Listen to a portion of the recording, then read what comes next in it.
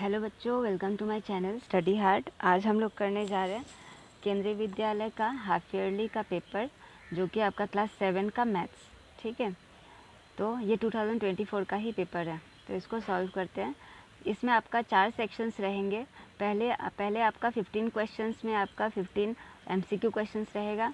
उसके बाद section B में 5 आपके 2 मार्क्स के क्वेश्चंस रहेंगे। फिर सेक्शन सी में 5 क्वेश्चंस रहेंगे 3 मार्क्स के, और सेक्शन डी में 5 क्वेश्चंस रहेंगे 4 मार्क्स ईच। ठीक है, और कुछ इंटरनल चॉइसेस भी रहेंगे, आप लोग अंदर में देख लेना। फिर क्वेश्चन नंबर 1 से स्टार्ट करते हैं। क्वेश्चन नंबर 1 MCQ से स्टार्ट करते हैं। देखो, पहला क्वेश्चन है, next 3 consecutive number in the pattern 11, 8, 5, 2।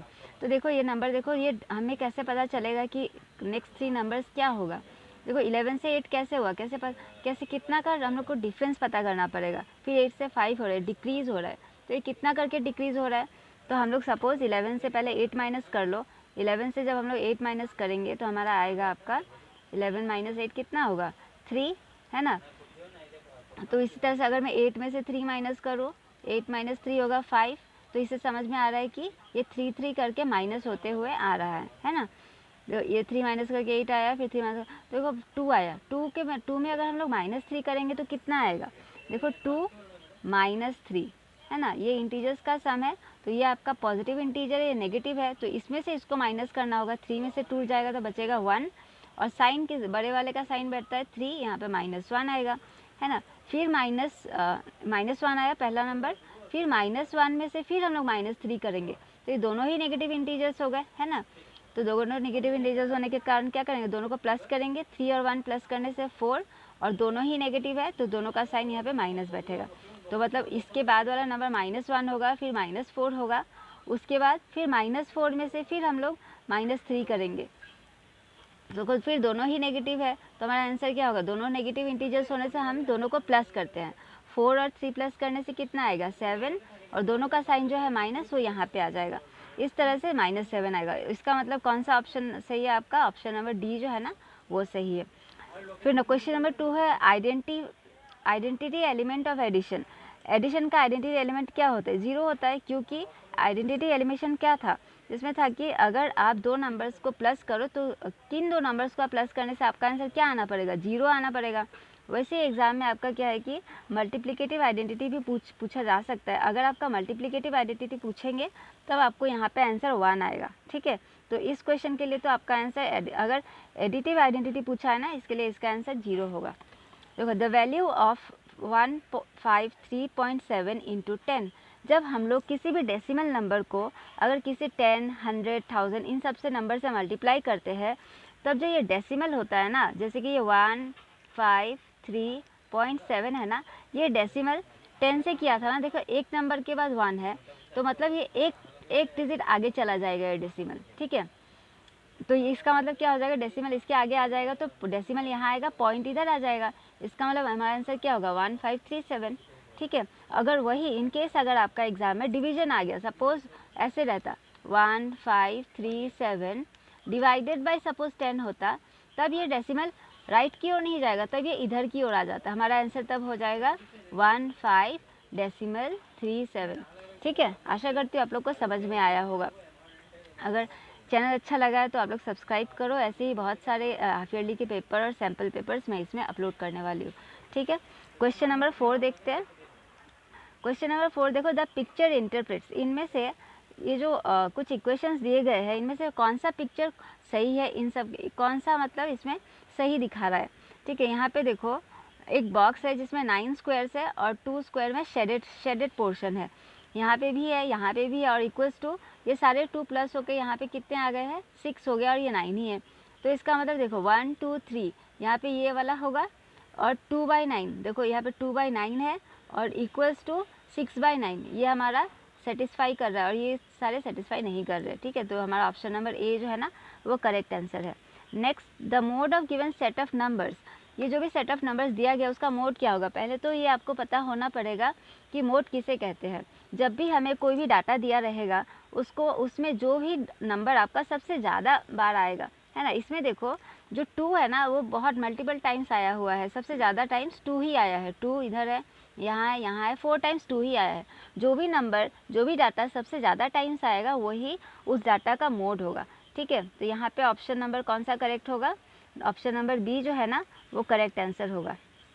Next, the ages in years of 10 teachers of a school are. एक स्कूल के 10 टीचर्स का एज दिया गया। Find the range. Range find out हम लोग कैसे करते हैं? ये बच्चों एकदम ईजी है। जब भी रेंज फाइंड आउट करने दे, जो भी हाईएस्ट डिजिट होगा उसमें से स्मॉलर को आपको माइनस करना है। हाईएस्ट डाटा जो भी है, मतलब इसमें हाईएस्ट डाटा कितना है? देखो यहाँ पे हाईएस्ट डाटा आपका कितना दिया है? 48, 54 है ना। 54 से आपको किसको माइनस करना पड़ेगा? सबसे स्मॉलेस्ट डाटा कौन सा है? 54 से आपको माइनस करना पड़ेगा, एक मिनट, जस्ट ए मिनट। 54 से आपको माइनस करना पड़ेगा 32, 41, 26 आई थिंक, नहीं 23 है ना। 54 से आपको 23 माइनस करने से जो भी आंसर आएगा वो कर ही लेते हैं। 54 माइनस 23, 4 में से 3 जाएगा 1, और 4 में से 3 जाएगा 1, और 5 में से 2 जाएगा 31। तो इसका रेंज जो आपको होगा ना, आपका इसका रेंज होगा आपका 31, ठीक है। नेक्स्ट क्वेश्चन देखते हैं।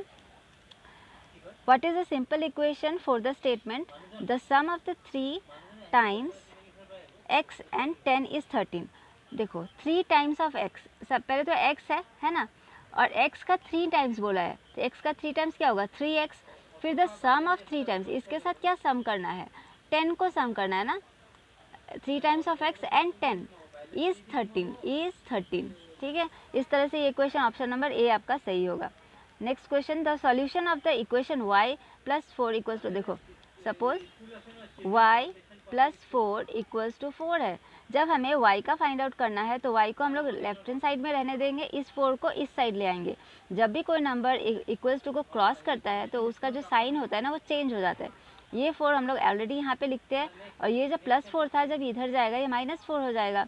4 में से 4 माइनस करने से क्या आएगा? 0। तो देखते हैं 0 कौन सा ऑप्शन में दिया गया था आंसर। ऑप्शन नंबर बी है आपका, 0 दिया गया, तो ये होगा करेक्ट आंसर, ठीक है। नेक्स्ट क्वेश्चन देखो, find the value of external angle x। External angle जब भी आपको बच्चों दिया रहेगा तो आप लोग क्या करेंगे? इंटरनल एक्सटर्नल एंगल का जो सम होता है ना, ये हम लोग कैसे फाइंड आउट करेंगे? इसका जो अपोजिट दो इंटीरियर एंगल्स होते हैं ना, इन दोनों को प्लस करके 50 और 70 कितना हो जाएगा?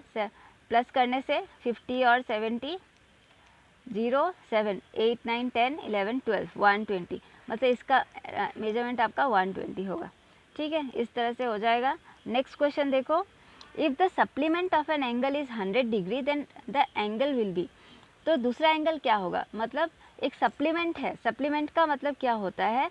एक स्ट्रेट एंगल है, सपोज एक स्ट्रेट लाइन है, और उसमें से एक एंगल आपका 100 डिग्री है, मतलब ऐसा है, सपोज ये 100 डिग्री है, तो इसका ये सप्लीमेंट एंगल ये वाला हो गया। तो ये मतलब आपको फाइंड आउट करने बोला है, तो ऑब्वियसली सप्लीमेंट पूछा ना, तो ये स्ट्रेट एंगल हो जा रहा है ना 180। हम लोग 180 से 100 को माइनस कर देंगे। 180 से 100 को माइनस करने से क्या मिलेगा हमें? 80। तो इसका मतलब इसका सप्लीमेंट 100 का सप्लीमेंट एंगल होगा 80। अगर 80 का सप्लीमेंट एंगल पूछेगा तो हम लोग 100 से 80 को माइनस कर देंगे। जो भी दिया रहेगा, अगर सप्लीमेंट उस क्वेश्चन में दिया है तो हम लोग उसको 180 से ही माइनस करेंगे, ठीक है। तो यहाँ पे ऑप्शन नंबर आपका सी होगा करेक्ट आंसर। देखो, if two lines are parallel and a transversal intersect them then each pair of corresponding angles क्या होंगे एक दूसरे का।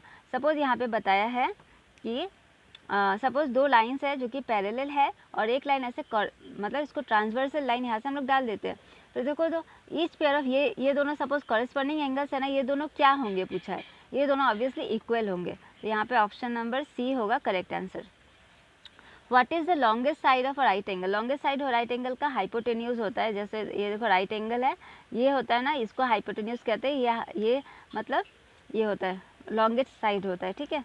नेक्स्ट क्वेश्चन देखते हैं, the sum of the lengths of any 2 sides of a triangle suppose dash then the length of the third side.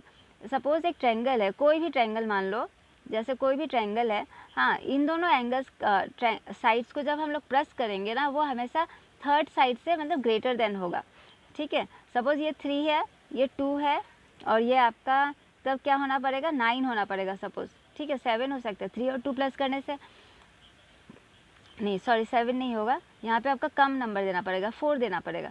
3 और 2 plus करने से 5 आ गया, जो कि 4 से ग्रेटर देन है। जब अगर ये ग्रेटर नहीं होगा तो ये ट्रायंगल कभी बन नहीं सकता है, ठीक है। ये एक ट्रायंगल का फॉर्मूला है। The sum length of two side जो होता है ना, हमेशा थर्ड साइड से ग्रेटर होता है। 5/4 को परसेंटेज में निकालना है आपको। 5/4 को परसेंटेज में कैसे निकालेंगे?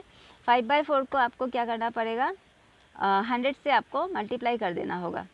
5/4 मल्टीप्लाइड बाय 100%, ऐसे लिखना। और ये कैंसिलेशन हो जाएगा। 2 2 जा 4, 2 5 जा 10, 0, फिर 2 1 जा 2 और ये 25। 25 इंटू 2 क्या हो जाएगा? 25 इंटू 5 कितना हो जाएगा? देखो 5 5 जा 25, 2 5 2 जा 10, 11 12, 125%। तो 125% कहाँ पे दिया हुआ है?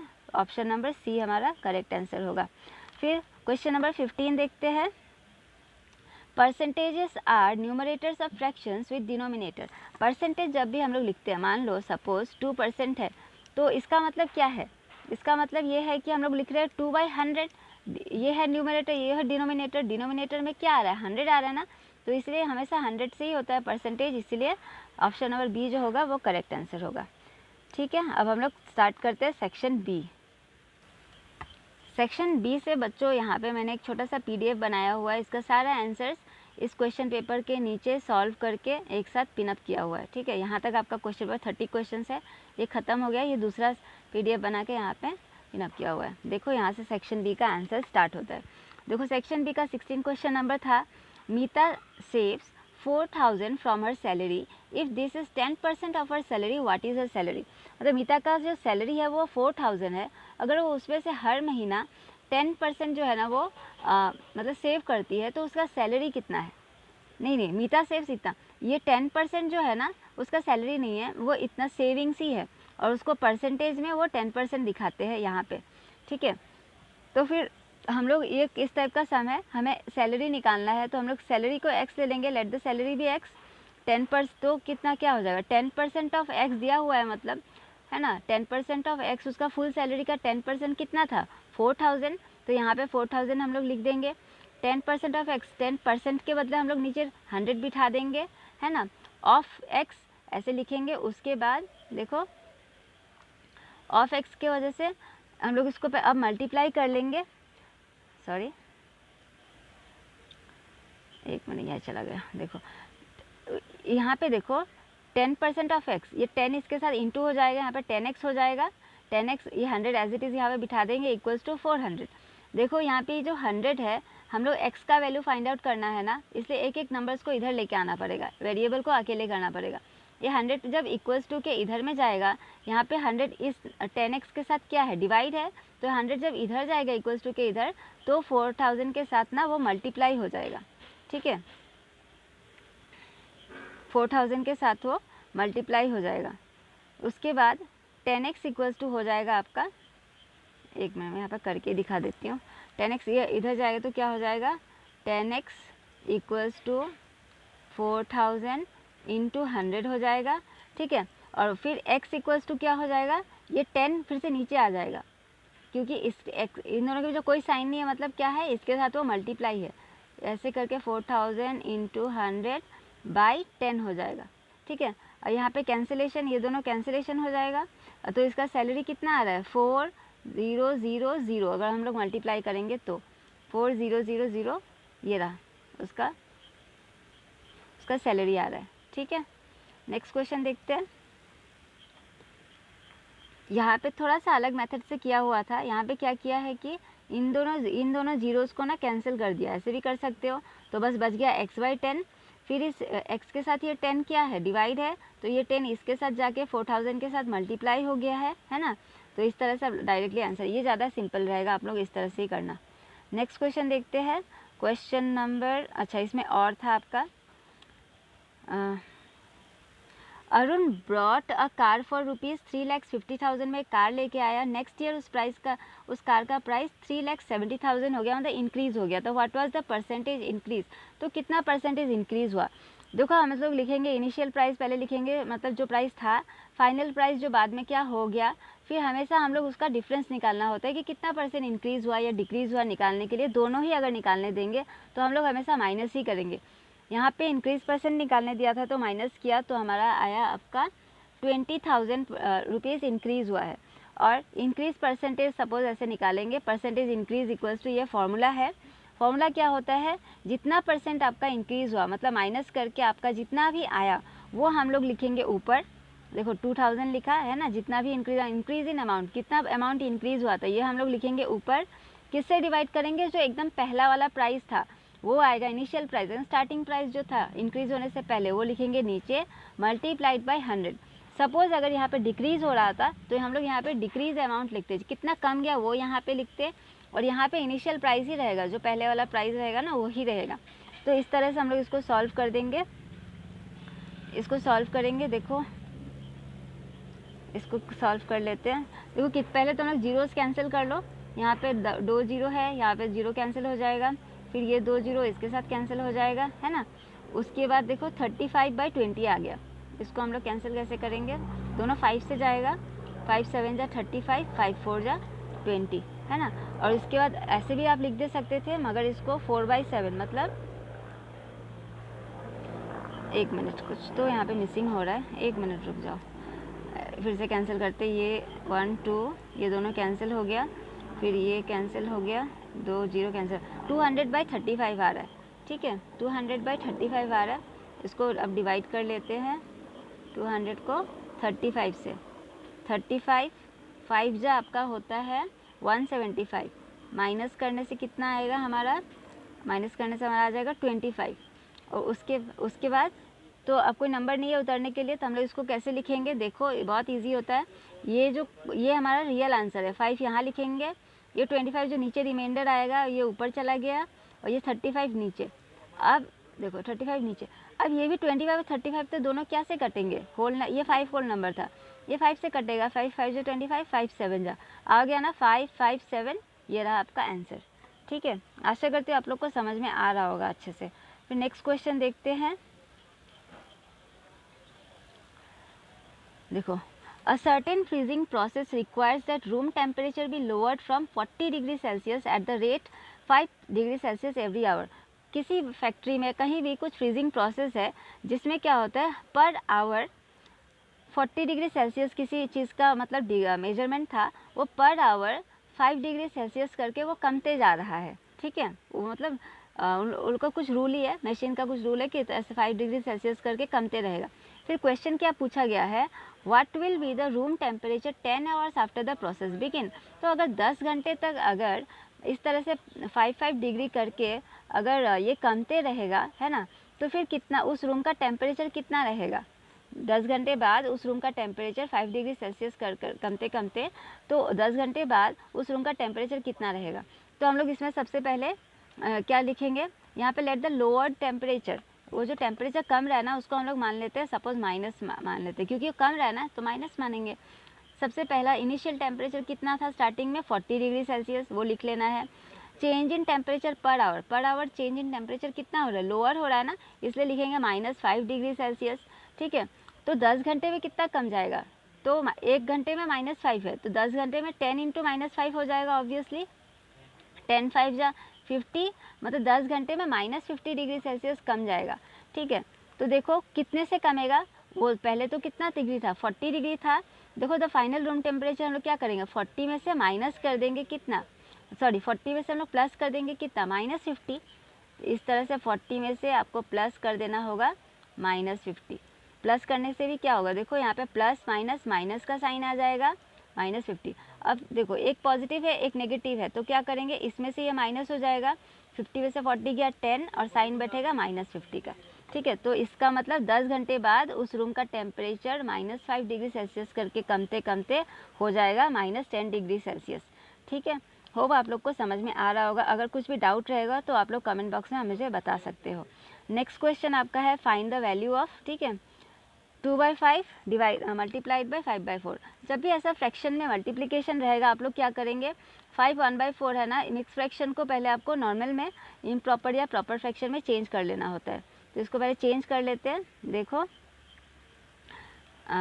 इस तरह से ना, 5 1/4 है ना, इसको कैसे चेंज करते, देखो ये दोनों नंबर्स के बीच में आपस में होगा मल्टीप्लाई, 5 4 जा हो गया 20, उसके बाद जो ऊपर में नंबर रहता है ना इसमें हम लोग इस 1 को प्लस कर देते, हो गया 21। जब फिर से लिखेंगे तो हम लोग लिखेंगे 21/4, समझ में आया? ये डिनोमिनेटर 4 एज इट इज़ यहाँ पे आ जाएगा 21/4। तो देखो मतलब हम लोग इस मिक्स फ्रैक्शन को 21/4 में हम लोग लिख सकते हैं।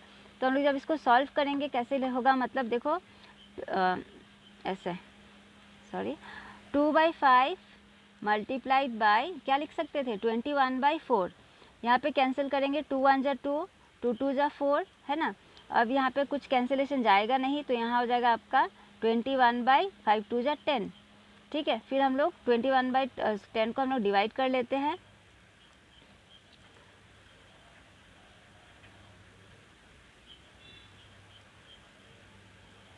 इसको डिवाइड करेंगे, सॉरी ऐसे 21 को 10 से डिवाइड करेंगे, कितना आएगा 10 2 जा 20, डायरेक्ट कर लेते हैं तो 1 आ गया। तो ये हमारा होल नंबर्स की तरफ आ जाएगा। जो नीचे वाला नंबर होता है वो हमेशा ऊपर चला जाता है और जो डिवीज़र रहता है वो नीचे आ जाता है। तो हो गया ये आपका आंसर है। ठीक है, इस तरह से आपको सॉल्व करना है। नेक्स्ट क्वेश्चन 18, ये भी आपका फाइंड द वैल्यू ऑफ ही है मगर डिवीजन है। डिवीजन भी काफ़ी ईजी होता है। देखो जब भी डिवाइड का साइन रहेगा तो क्या होता है, ये 2/5 है ना, एज इट इज़ यहाँ पे लिखेंगे, डिवाइड का साइन को मल्टीप्लाई का साइन में रिप्लेस कर देना है और ये नंबर जो है ना वो उल्टा हो जाएगा, डिनोमिनेटर न्यूमरेटर बन जाएगा, न्यूमरेटर डिनोमिनेटर बन जाएगा। 2 न्यूमरेटर बन गया, 1 डिनोमिनेटर बन गया। अब इसको एज इट इज़ मल्टीप्लाई कर दो, 2 2 जा 4 और 5 1 जा 5। ठीक है, ये तो बहुत ईजी था। नेक्स्ट क्वेश्चन देखो, क्वेश्चन नंबर 19, ये आपका एक इक्वेशन का सम है। देखो Lakshmi's father is 49 years old. तो लक्ष्मी के पिताजी का एज कितना था 49। He is 4 years older than, वो 4 ईयर्स ज़्यादा बड़ा है than the 3 times Lakshmi's age. Take Lakshmi's age be y. Lakshmi का एज कितना लेने बोला है आपको, वाई लेने बोला है। ठीक है, let Lakshmi's age be y लिखेंगे। उसके क्वेश्चन में क्या बोला था, 3 टाइम्स ऑफ लक्ष्मीज एज। अगर हमने लक्ष्मी का एज वाई लिया है तो 3 टाइम्स ऑफ लक्ष्मीज एज क्या होगा 3y हो जाएगा। फिर अकॉर्डिंग टू क्वेश्चन बोला था कि उसका फादर का एज 4 टाइम्स मोर है 3y से। 3y से 4 टाइम्स मोर कैसे हो जाएगा, 3y + 4 लिखना होगा, है ना। और बता दें कि उसका फादर का एज कितना है 49। तो इस तरह से इक्वेशन आपका बन जाएगा। ठीक है, नेक्स्ट क्वेश्चन देखते हैं, question number 20, find the value of x. X का आपको वैल्यू फाइंड आउट करना है।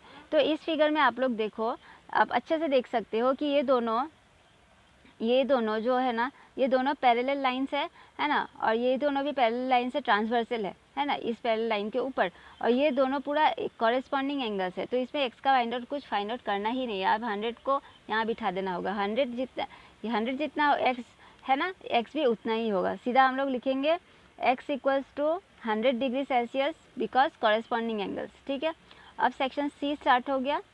सेक्शन सी का पहला क्वेश्चन है, a car run 16 kilometre using 1 litre of petrol. एक कार जो है ना वो 1 लीटर पेट्रोल में 16 किलोमीटर मतलब चलता है। How much distance will it cover in 2 होल में दिया गया 3/4 लीटर्स ऑफ पेट्रोल। जब भी आपका अभी जो समझाया था, जब भी आपका कोई भी नंबर मिक्स फ्रैक्शन में दिया रहेगा तो उसको आपको प्रॉपर फ्रैक्शन में चेंज कर लेना है। तो फिर से 2/2 3/4 को हम लोग कैसे चेंज करेंगे, देखो इन दोनों के बीच में होगा मल्टीप्लाई, 2 4 जा 8 और 8 के साथ हम लोग इस 3 को प्लस कर देंगे। 8 + 3 कितना होगा 8 9 10 11, है ना। तो लिखेंगे 11, फिर नीचे डिनोमिनेटर में क्या डालेंगे, जो था ऑलरेडी 4 जो था ना वो फिर से डिनोमिनेटर में आ जाएगा। मतलब इसको 2 3/4 को हम लोग 11/4 के तरह लिख सकते हैं। ठीक है, देखो पहला सेंटेंस तो आप बुक से ही लिख दो, क्वेश्चन से ही लिख दो। Distance covered by the car using 1 litre of petrol 16 kilometre. ठीक है, फिर हम लोग इसको यहाँ पे दिखाना पड़ेगा कि कन्वर्ट किया तो कैसे 11/4 हो गया, ये आपको समझा दिया। फिर तो 1 लीटर में अगर इतना जाता है तो 11/4 लीटर्स पे कितना जाएगा, ऑब्वियसली हम लोग मल्टीप्लाई करेंगे 16 के साथ उसको 11/4 को। देखो 11/4 को 16 से मल्टीप्लाई करेंगे तो क्या हो जाएगा, यहाँ पे आपका 4 4 जा 16 हो जाएगा, 11 4 जा 44। तो इस तरह से ये भी बहुत ही इजी क्वेश्चन था, बस थोड़ा सा ट्रिकी कर देते, इस तरह से आप लोग कर लेना। नेक्स्ट क्वेश्चन देखो, question number 22, the ages in the years of class 10 ऑफ 10 टीचर्स ऑफ अ स्कूल। एक स्कूल का 10 टीचर्स का एज दिया गया है आपका क्वेश्चन में। तो what is the oldest teacher, age of the oldest teacher, youngest teacher आप देख सकते हो। पहले तो इसको इंक्रीज ऑर्डर में लिख लो। तो सबसे यंगेस्ट टीचर का एज है 23 और ओल्डेस्ट का है 54। नेक्स्ट क्या पूछा है, what is the range. Range तो ये सेम क्वेश्चन एमसीक्यू में भी आया था। तो 54 में से 23 माइनस करेंगे, आपका आ जाएगा 31। What is the mean of this teachers. Mean कैसे निकालते हैं, sum of the observations by total number of observations, है कि नहीं। तो सम ऑफ द ऑब्जर्वेशंस जितने भी ये पूरे जो भी दिए रहेंगे उन सबको आपको प्लस करना है बाय टोटल। कितने टोटल कितने ऑब्जर्वेशन है, 10 टीचर्स दिया गया था ना क्वेश्चन में, तो हम लोग उसको डिवाइड बाय 10 करेंगे। जब इन सबको हमने प्लस किया तो हमारा आंसर आया 350 और 10 से डिवाइड करना था। तो देखो ये इजीली क्या हो गया, ये दोनों 0 0 कट जाता है, तो इसलिए 35 ईयर्स हो गया आपका मीन। मीन का फॉर्मूला अच्छे से लर्न कर लें। मोड क्या होता है फिर से रिवाइज कर लो। मोड जो भी डाटा आपका बहुत बार बार फ्रिक्वेंटली आते हैं वो आपका मोड होता है, ठीक है। रेंज निकालने जैसा वैसा हम लोग माइनस करेंगे, मीन तो आपको पता ही है। मीडियन वाला क्या होता है, जब हम लोग ऐसे अरेंज कर लेते हैं जो सबसे बीच में जो होता है वो मीडियन होता है। हम लोग आगे देखेंगे, इसमें मीडियन का भी एक क्वेश्चन था, मैंने देखा था। क्वेश्चन नंबर 23 है, consider the following data gathered from a survey of a colony. इस डाटा के हिसाब से आपको क्या करना है, एक डबल बार ग्राफ बनाने दिया है। Choosing an appropriate scale, what do you infer from the bar graph. अब इस बार ग्राफ से क्या कंक्लूजन निकाला, इन्फर का मतलब conclusion. Which sport is most popular. अच्छा ये तो देख के भी हम लोग बता सकते हैं कौन सा स्पोर्ट जो है सबसे ज़्यादा पॉपुलर है। तो क्रिकेट जो है वो सबसे ज़्यादा लोग देखते हैं, है ना, क्रिकेट जो है ना वो सबसे ज़्यादा पॉपुलर है। विच इज़ मोर प्रेफर्ड वाचिंग और पार्टिसिपेटिंग इन स्पोर्ट्स। तो लोग ज़्यादा क्या करते हैं, ज़्यादा स्पोर्ट्स में पार्टिसिपेट करते हैं या वॉच करते हैं। तो आप ऊपर का नंबर्स देख सकते हो, लोग जो है ना ज़्यादा वॉचिंग ज़्यादा प्रेफर करते हैं, पार्टिसिपेशन कम होता है। तो which is more preferred, watching is more preferred than participating in sports, ऐसे लिख देने से हो गया। और बार ग्राफ यहाँ पे आप लोग को बना के दिया था, ठीक है। इस तरह से बार ग्राफ में सबसे इम्पॉर्टेंट क्या होता है, स्केल लेना। देखो यहाँ पे आपका क्वेश्चन में देखो बहुत बड़ा नंबर है, 620, 1240, 470, 320, सब 100 के इसमें है ना। तो हम लोग 100 करके भी ले सकते थे, या तो स्पेस कम होने से आप 200 करके भी ले सकते हो।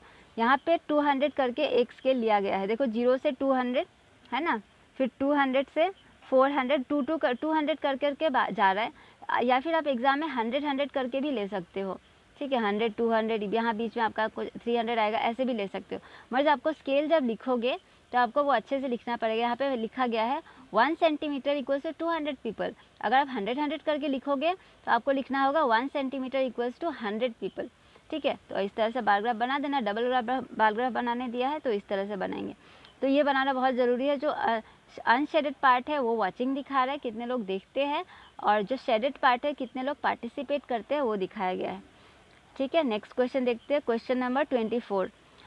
राजू's father age is 5 years more than 3 times of Raju's age. Raju के फादर का एज कितना है, 5 years ज़्यादा है, मोर है then 3 times of Raju's as. ऐसा सेम सम लक्ष्मी का वाला में किया था आपने।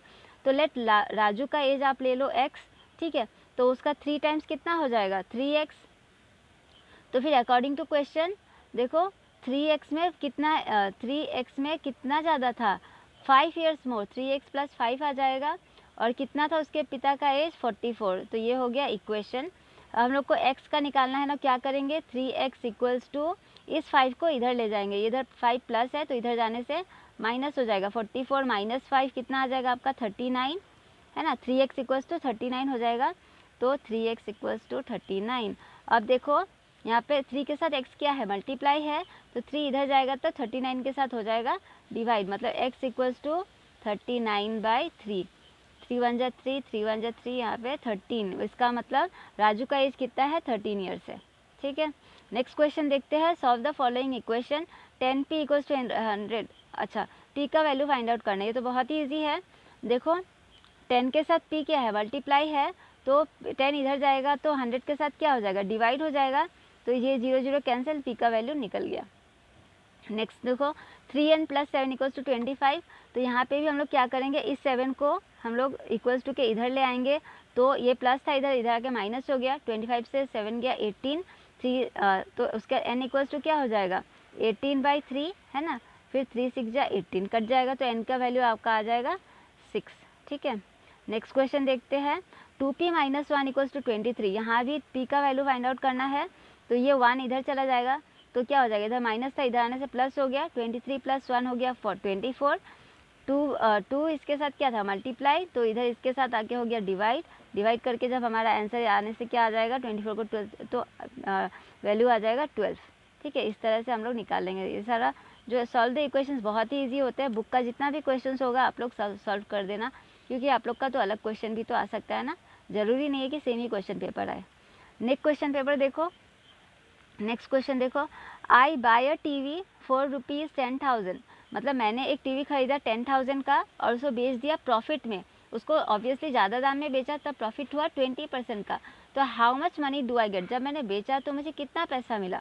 तो ये ऐसा सा आपका एग्जाम में भी आ सकता है। देखो कॉस्ट प्राइस कितना है, बाई किया, जो ही बाइंग प्राइस होता है वो हमेशा कॉस्ट प्राइस होता है, तो cost price of the TV हम लोग लिख लेंगे 10,000। प्रॉफिट परसेंटेज में दिया गया है ना 20%, तो हमें अमाउंट ही निकाल लेना पड़ेगा। जब भी प्रॉफिट या फिर लॉस कुछ भी निकालना होता है ना, वो हम लोग कॉस्ट प्राइस पे ही निकालते हैं। सपोज़ यहाँ पे दिया होता लॉस, तो हम लोग लिखते लॉस ऑफ 20% होता, तो भी हम लोग 20% ऑफ CP ही निकालते। ठीक है, जितना अमाउंट निकलता वो लॉस होता। ये फॉर्मूला है, प्रॉफिट लॉस निकालने का जो भी परसेंटेज दिया रहेगा वो ऑफ CP ही होगा, कभी भी सेलिंग प्राइस नहीं होगा।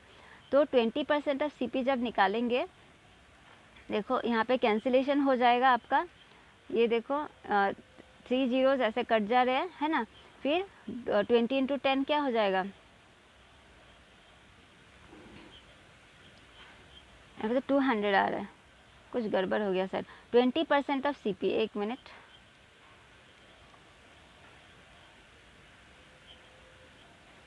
हाँ यहाँ पे गड़बड़ हो गया, यहाँ पे आपका 3 जीरोज़ नहीं होगा ना, यहाँ पे आपका क्या होगा, 1000 थोड़ी ना होगा, यहाँ पे आपका होगा 1, ये गलती से यहाँ पे मैंने डाल दिया, ठीक है, ये नहीं होगा। तो फिर क्या होगा, ये 2 जीरोज़ इसके साथ ऐसे कट जाएगा, फिर 20 × 100 क्या हो जाएगा आपका 20,000 हो जाएगा, 2000 हो जाएगा। फिर आप लोग निकालेंगे इसका selling price. Selling price equals to क्या होगा, सेलिंग प्राइस का फॉर्मूला होता है जो भी कॉस्ट प्राइस होता है उसमें हम लोग प्रॉफिट को प्लस कर देंगे। तो कॉस्ट प्राइस कितना था, दिया गया था 10,000, प्रॉफिट कितना था उसका 2,000, है ना। तो इन दोनों को हम लोग प्लस कर देंगे तो कितना हो गया 12 ये हो गया 12,000 हो गया। तो ये हो गया आपका प्रॉफिट। नेक्स्ट क्वेश्चन देखते हैं, ये सेक्शन डी का क्वेश्चन है। In the adjoining figure identify the pair corresponding angles आपको फाइंड आउट करने हैं, और ऑल्टरनेट इंटीरियर एंगल्स आपको फाइंड आउट करने हैं, पेयर ऑफ इंटीरियर एंगल्स ये सारे फाइंड आउट करने हैं। देखो हम लोग देख लेते हैं, सबसे पहले कॉरेस्पॉन्डिंग एंगल्स देख लेते हैं। कॉरेस्पॉन्डिंग एंगल्स क्या होता है, जो एक ही तरफ होता है, जैसे कि 4 है ना। कॉरेस्पॉन्डिंग एंगल्स आप लोग भी अच्छे से समझो, ये जो ये ऐसे 2 लाइन्स है, पैरेलल है, और ये ट्रांसवर्सल है। ये जो एंगल 4 है और एंगल 8, ये दोनों कॉरेस्पॉन्डिंग एंगल्स होंगे, क्योंकि दोनों ही एक साइड में है ना।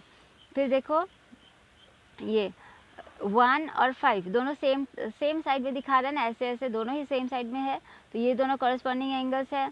उसके बाद 2 और 6 एक दूसरे का कॉरेस्पॉन्डिंग है, 7 और 3 एक दूसरे का कॉरेस्पॉन्डिंग एंगल्स है। तो इस तरह से आप लिख देना, यहाँ पे आप नोट डाउन कर लेना, ठीक है। यहाँ पे मैं सारा आंसर्स लिखा हुआ है, मैं बस आप लोग को समझा रही हूँ कौन सा क्या होगा, ठीक है।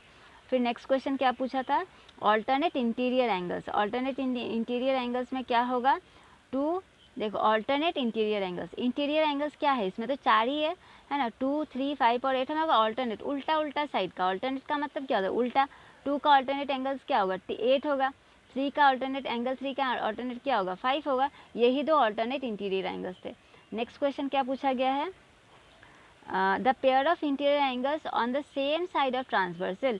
सेम साइड ऑफ ट्रांसवर्सल मतलब एक ही साइड में, ठीक है। एक ही साइड में होने से क्या हो जाएगा आपका, जैसे कि ये पैरेलल लाइन है ना, सॉरी ये पैरेलल लाइन है, ये ट्रांसवर्सल है। एक ही साइड का कौन सा इंटीरियर एंगल्स है, ये दोनों है एक ही साइड में, और इधर 3 और 8 है एक ही साइड में, ठीक है। तो यही होंगे बस। उसका नेक्स्ट क्वेश्चन क्या पूछा है, vertically opposite angle. Vertically opposite angle मतलब उल्टा साइड। 4 का वर्टिकली अपोजिट एंगल कौन सा होगा, एंगल 4 का एंगल 2 होगा, और एंगल 3 का एंगल 1 होगा, 8 का 6 होगा, 7 का 5 होगा, ठीक है। नेक्स्ट क्वेश्चन देखते हैं। नेक्स्ट क्वेश्चन भी आपका और है, ये भी एक लाइन्स एंड एंगल से ही पूछा गया है। In the adjoining figure P जो है Q का पैरेलल है, फाइंड द अननोन एंगल्स। तो बाकी जो अननोन एंगल्स है ये आपको फाइंड आउट करने हैं। देखो जो एक ही दिया हुआ है 125 दिया गया है, इससे हम लोग एंगल E पता कर सकते हैं। कैसे, क्यों, क्योंकि देखो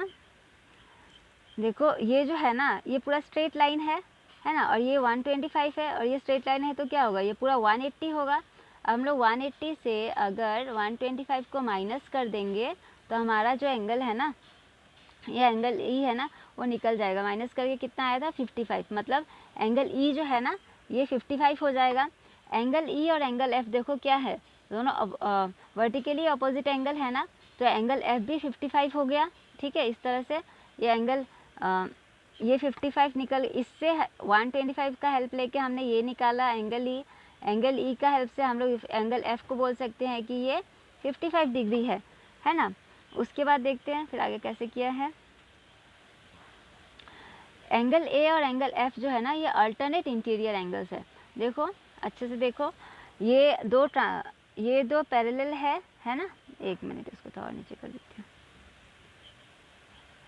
देखो ये दो पैरेलल लाइंस है और ये जो लाइन है ना ये आपका ट्रांसवर्सल है। तो एफ हमारा 55 है तो ये भी 55 हो गया, क्योंकि ये दोनों क्या एंगल्स हो गया, अभी जस्ट किया था ना ऑल्टरनेट इंटीरियर एंगल्स।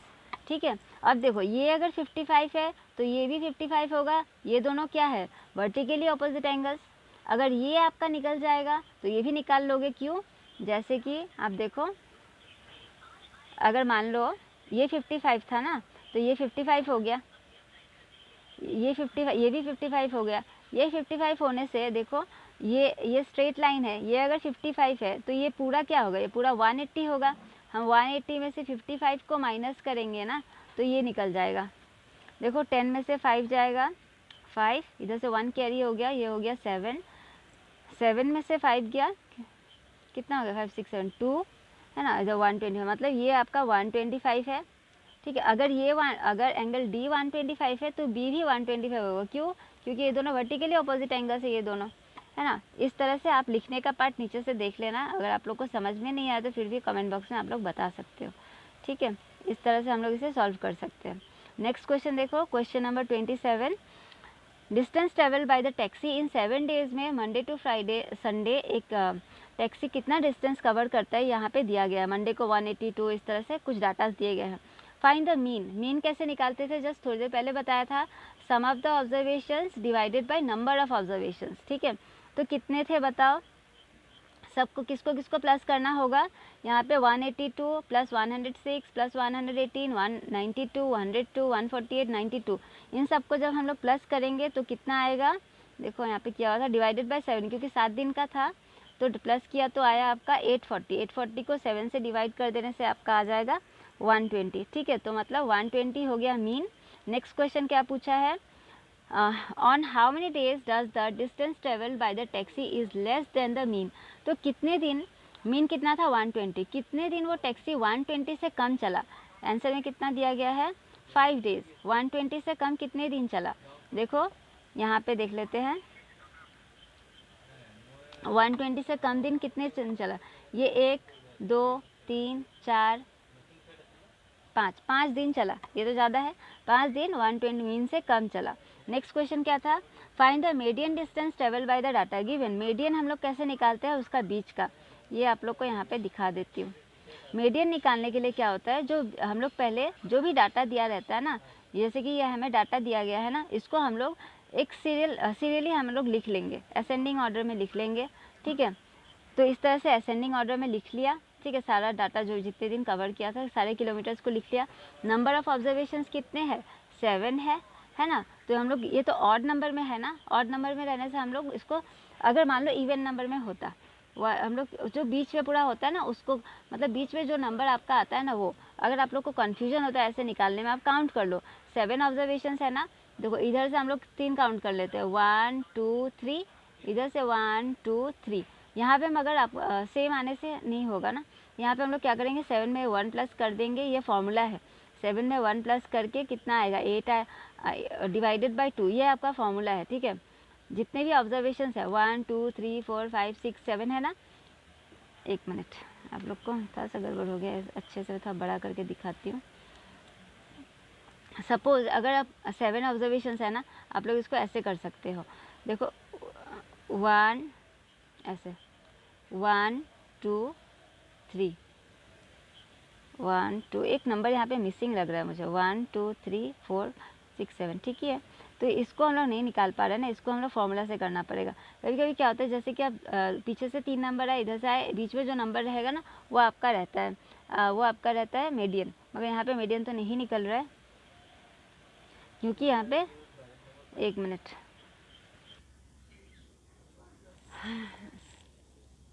बाहर देखिए तो सब एक बार।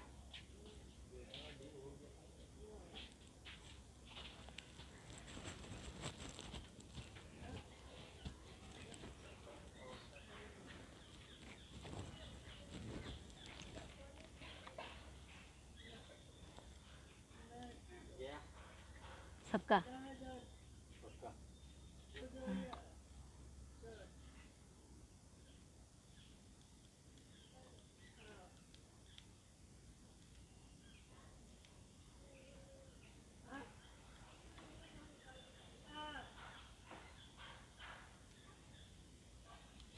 तो ये क्वेश्चन पेपर यहीं पे ख़त्म होता है। आशा करती हूँ आप लोग को सारा क्वेश्चंस के आंसर्स अच्छे से समझ में आ गए होंगे। मैं और एक सैम्पल पेपर डालूँगी इसी क्लास 7 का ही, आप लोग उसको भी थोड़ा फॉलो कर लेना, जिससे आपका एग्ज़ाम में बहुत हेल्प हो। ठीक है, थैंक यू फॉर वॉचिंग।